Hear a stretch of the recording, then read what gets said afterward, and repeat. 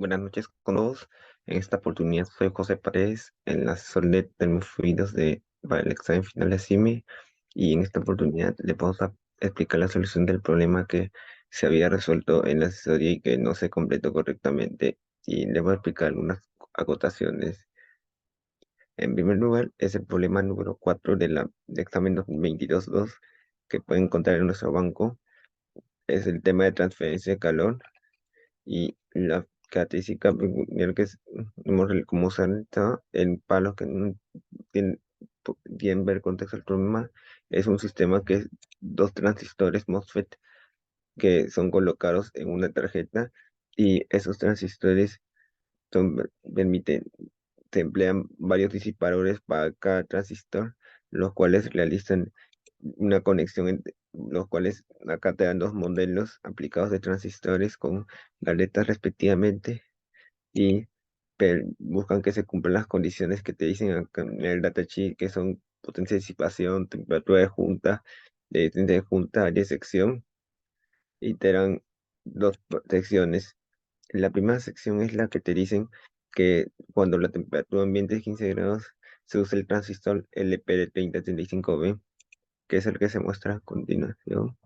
Y te reciben dos preguntas, y las dos últimas preguntas son con el transistor LPD260, que es el transistor más grande. Primero vamos a introducir con la teoría. En primer lugar, para la ley de Fourier se considera lo siguiente, que la ley de Fourier es que es una aplicación cuando se pasa con un flujo de calor en una celda con superficie con un cierto área transversal, desde una temperatura caliente hasta una temperatura fría, considerando que el área transversal es constante. Se aplica que es la ley de Fourier, que es el flujo de calor 1 entre una sumatoria de resistencias equivalentes que representan el modelo entre la diferencia de temperatura mm, caliente menos la temperatura fría, o temperatura mayor menos la temperatura menor. La suma de resistencias es un parámetro que se suele usar con convención para aplicar en el espacio donde se aplica la ley de Fourier. Hay varias resistencias que se generan por varios tipos. Uno, por conductividad del área del material K, que es la que cuando se suma conductividad es del espesor entre el K, conductividad por el área transversal. Fíjense bien las unidades, ya que el espesor y el área suelen darlo en milímetros, pero tienen que convertirlo a metros porque la conductividad es en metros, incluirlo en metros. Y al final las resistencias tienen que salir en grados Celsius por watt, o grados Kelvin por watt, que es lo mismo. La resistencia de convección es la que se genera por el aire que se escoge externo. El aire externo, en este caso, tiene un coeficiente de convección H, cuya resistencia es 1 entre H por A. A es el área transversal del material. Tam- También hay otras resistencias de convecciones que suelen aplicar en aletas, pero eso lo vamos a ver cuando se vea el tema de aletas. Notas, cabe resaltar que en este caso, si se usan o se cambia el área, si se cambia el flujo, se tiene que separar, ya sea para por el área o el flujo. Por ejemplo, acá estamos cambiando el área y se tiene que hacer dos leyes de Fourier, una para el área 1 y otra para el área 2, ya que hay una temperatura 1, la temperatura 2 y temperatura 3. Es cuando están en serie, y el caso que están en paralelo es cuando cambian los flujos. Ahí también tienes que hallar la ley cuando cambia para cada uno, considerando los flujos de cada sección. Ahora vamos a pasar a los disipadores con MOSFET, que es lo más importante, que es lo que más entiende. La gente está preocupada. En primer lugar, esta es una vista que se ve de arriba hacia una vista vertical, donde se ve acá, donde se ve la conexión de los MOSFETs con disipador y tarjeta. La parte de verde se puede ver es la tarjeta de PCB. Esta es la parte del transistor, que transistor donde están la parte que se conecta a la tarjeta son los tres puertos que lo ven en electrónica básica, que son la puerta, el ordenador y surtidor, y esta es la parte del chip, de los chips, y estos chips se conectan a una carcasa que es la que se ve en color blanco, que no se ve muy bien, es la condición y la carcasa y la conexión entre los chips y la carcasa es la junción que le dicen la junta. De ahí esta es la carcasa que se puede ver y celeste es el tema material de interfase thermal interface material, que es material de interfase. De- Acá podemos ver que el PCB es la tarjeta PCB, el heatsink que le dicen acá, este es el disipador, y acá lo estamos poniendo en español, que esta es la junta, la carcasa, el material de interfaz y el disipador. Y esta es la tarjeta electrónica que no va a influir en el problema. Para la resolución de problemas usamos primero tenemos que hacer un diagrama de resistencias. Y para este caso, transistores MOSFET suelen usarse primero la junta, que es la parte del transistor, que es la temperatura más grande, ya que recuerda que como el flujo va desde izquierda hasta el disipador, esta es la temperatura ambiente y esta es la temperatura del transistor. Y en la junta es la temperatura del transistor la más crítica. De ahí una resistencia entre junta y carcasa que pueden observar en este caso es la resistencia que le dicen acá, la resistencia θ JC, es la resistencia de la junta y carcasa. De ahí esta es la carcasa, de ahí una temperatura, de ahí esta es la resistencia que se grafica, es la resistencia del del interfaz térmica, que suele ser la interfaz térmica, en este caso una pasta adhesiva o una capa epóxica, pero es generalmente pasta adhesiva. Y esta es una resistencia al disipador que incluye varias cosas, incluye la base del disipador, incluyen las aletas, incluye el área no aleteada, incluye la convección del aire. Y al final es la temperatura del ambiente. Ahora sí, volviendo al problema, vamos a considerar lo siguiente. Acá te dan una tarjeta electrónica que en ese caso sería la parte inferior de esta parte de verde. Y ahí están conectados los tres cuartos de dos transistores y el disipador es donde se va a colocar arriba, como vamos a mencionar en la parte posteriormente para cada uno de los casos. Hay algunos que piensan que el disipador se coloca acá, puede colocar abajo, pero es arriba con la misión electrónica, por lo que se puede ver en las conexiones. De ahí, en la pregunta uno te piden usar el LPD3035B, que es el disipador de abajo. Este disipador tiene la condición de que se aplica para cada transistor, o sea, es uno para uno y otro para otro. Primero vamos a identificar cuál es el tipo y te piden que para ese disipador te piden resistencia equivalente y el calor transferido del disipador es conducido hacia el ambiente y que no hay radiación. Y por otra parte, la resistencia de la llano aleteada es 67 grados por Celsius por watt. Te piden considerar el caso aleta con extremo aislado y coeficiente convectivo 20 watts por metro cuadrado Kelvin. Acá te piden hallar el extremo aislado, así que tenemos que hallar un gran cálculo, sobre todo para hallar las aletas. En este caso, el diagrama de resistencias es lo siguiente. Esta es la parte de la junta que ya te dan en el datasheet, 1,25. La resistencia de la pasta adhesiva. Y entre teros y kings está la resistencia del disipador que marca la base del disipador. Y en esta parte de acá que abarca las aletas, el área no aleteada y la parte de la convección del aire. Primero vamos a contar las aletas que están acá en esa, hemos contado 24 y 24 y acá se pueden aproximar las aletas rectangulares que son de 8,30 por 0,75. Recuerda lo siguiente que para este caso, cuando son para este caso de las aletas hay que considerar lo siguiente. La, cap- la área de la pasta adhesiva debe ser el área de la sección del transistor que te dan en el datasheet. Del datasheet te dan un área que es igual a 16 por 10. Es la área de sección que se pega la pasta adhesiva y de ahí el transistor, esa pasta se une al disipador y hallando, primero hallamos la resistencia de la pasta, que es lo más fácil, es el espesor es 0,5 milímetros pero lo pasa a metros, y la constante K de conductividad es 12,5 para la pasta, y el área de sección es 160 por 10 a la menos 6 metros cuadrados. Y esa resistencia es 0,25 grados por watt. Esta es la resistencia de la interfaz que la vamos a pegar acá para que se entienda. Ahora falta la resistencia del disipador y de las aletas. Del caso de la base del disipador, vamos a considerar lo siguiente, que esto incluye base. Esta es la parte que se ve constante, que no tiene nada de aletas, es la base, y esta parte es las aletas.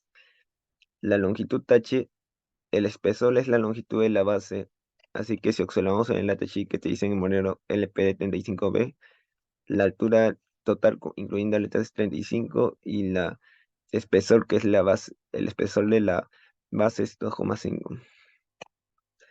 Por otra parte, resaltar que la longitud de la aleta es 35 menos 2,5, que es 32,5, ya que se quita la de la altura, el espesor.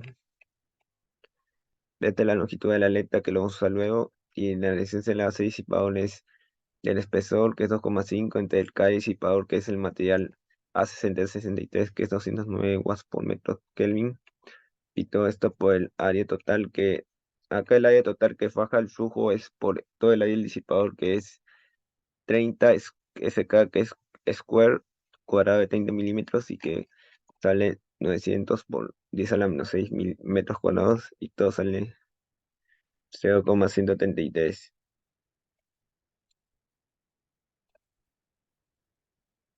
Ahora vamos a pasar al caso de técnicas, que es extremo aislado.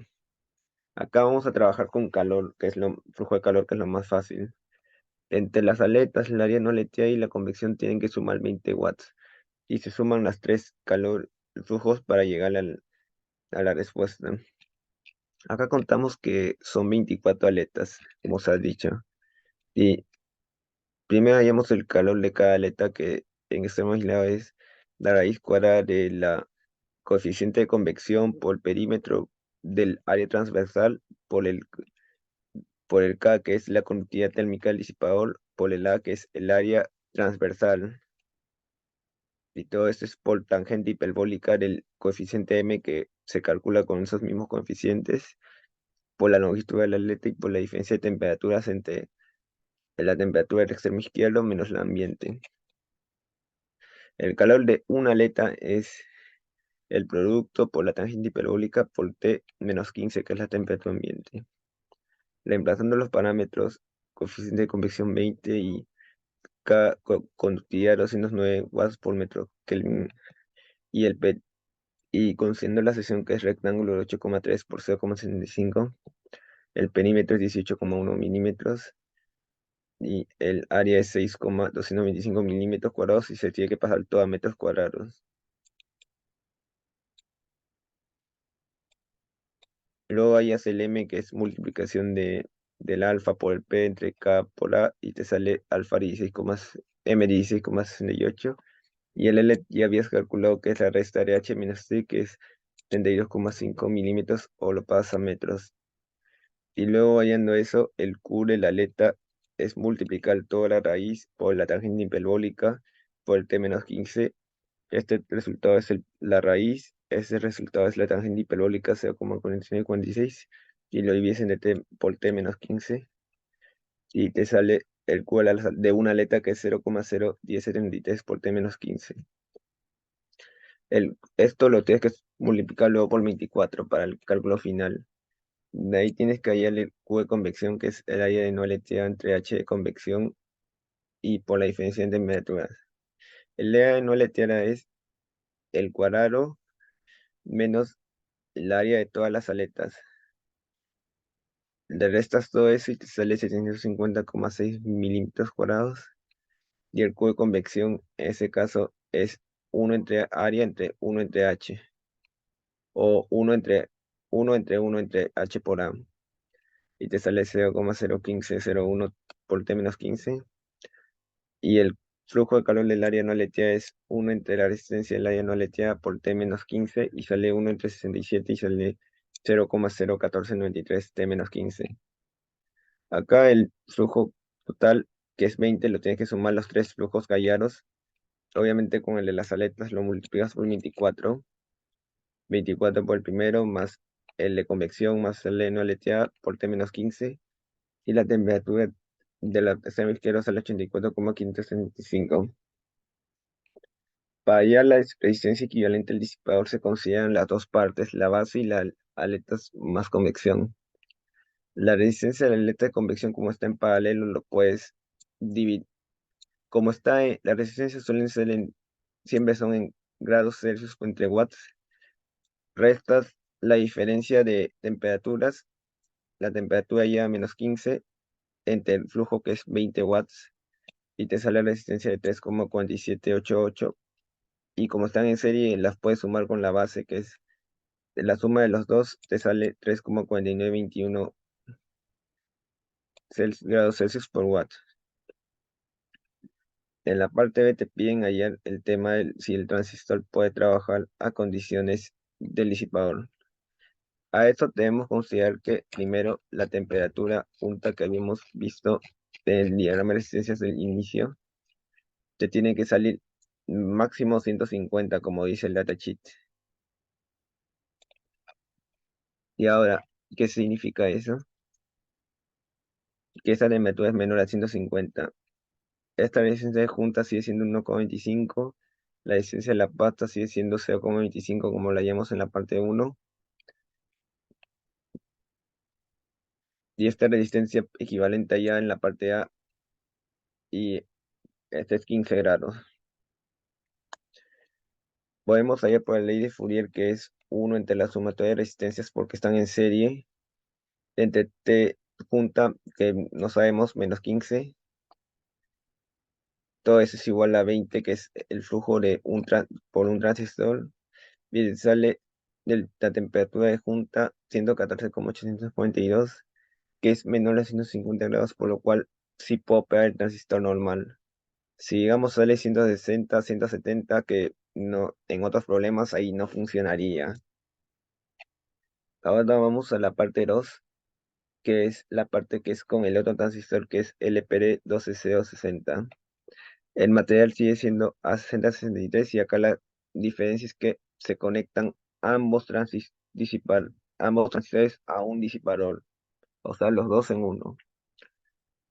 Así que esta pregunta te piden ya seleccionar el disipador y el modelo que permite operar en el rango de operaciones del conjunto transistor. En este caso te dan que usen la curva de resistencia térmica para convección natural. Primero debemos considerar lo siguiente. Si no tienen problema, es que este es el transistor. Desde una vista desde arriba se puede ver un transistor con las aletas, y acá se ve la capa epóxica o la goma para conectar la carcasa y el disipador, y acá es un disipador y otro disipador, y el área de la basta es el área de cada sección. Como son equivalentes, los dos tienen que llegar a 150 máximo.